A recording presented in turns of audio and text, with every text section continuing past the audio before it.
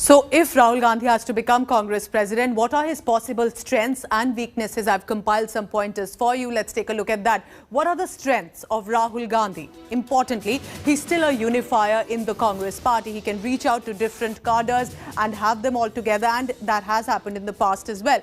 Gandhi family legacy, as has been the norm in the Congress party. Popular among cadres and specifically with regard to the southern states where Congress is still strong.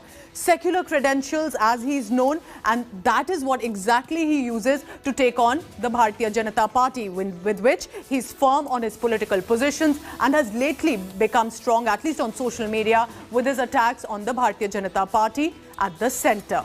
But what are the weaknesses of Rahul Gandhi if he's to become as the president of the party?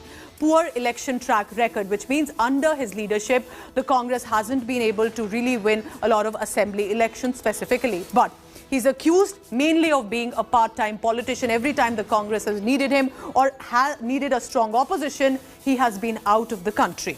Accused of being temperamental and indecisive, and that is where many experienced netas have come into the picture.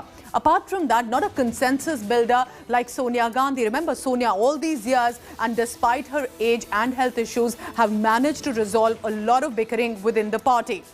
Importantly, the perception issue. He is perceived to be a lightweight against Prime Minister Narendra Modi and Home Minister Amit Shah, and for the Congress party to come forth, there will have to be a very strong face that can take them on.